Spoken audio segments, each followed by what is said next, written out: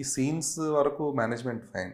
అయితే ఇప్పుడు ట్రైజర్లో వినిపించిన ఒక 2-3 డైలాగ్స్ మీద బాగా హాట్ టాపిక్ అయ్యాయి. సైలెన్సర్ అనే వర్డ్ గురించి కానీ అదంతా కూడా. సో ఈ అంటే ఆ ద్వంద్వార్థం వచ్చేలాగా ఉండి ఫన్ క్రియేట్ చేయడం అనేది వేరు, కంప్లీట్గా ఒక నెగిటివ్ ద్వంద్వార్థంలోకి వెళ్ళిపోవడం వేరు. సో దీన్ని ఎలా బ్యాలెన్స్ చేస్తాను? అది క్యారెక్టర్స్ మీద డిపెండ్ అయి ఉంటుందండి. ఇప్పుడు ఈ క్యారెక్టర్ నీ ఆపోజిట్ క్యారెక్టర్తో అలా మాట్లాడాలంటే ఆ క్యారెక్టర్ బ్యాడ్ క్యారెక్టర్ అయింటే అక్కడి నుంచి మొదలవుతుంది బేసికలీ. ఏదైనా ఫర్ ఎగ్జాంపుల్ నేను ఇప్పుడు ఫర్ ఎగ్జాంపుల్ ఓ విలన్ హీరో ఉన్నాడు, ఆ విలన్ ఏదో ఒక టాపిక్ తీసుకున్నాడు, ఆ టాపిక్ గురించి మాట్లాడినప్పుడు ఇదే వస్తుందిగా, ఆ టాపిక్ గురించేగా నేను కూడా మాట్లాడేది.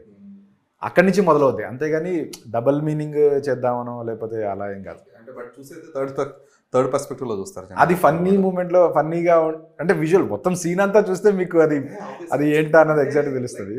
జడ్జ్మెంట్స్ పాస్ చేయడం అని కాదు. థింగ్ ఏంటంటే ఇప్పుడు మీ బట్టల రామస్వామి బయోపిక్లో కూడా there are lot more bold moments.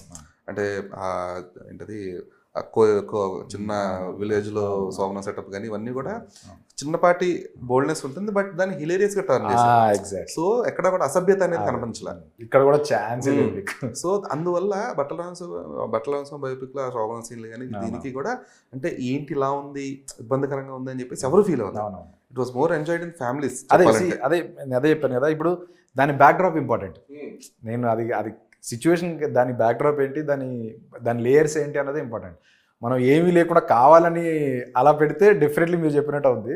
But అది మన సినిమాలో లైలాలో కూడా అలా ఏముండదు.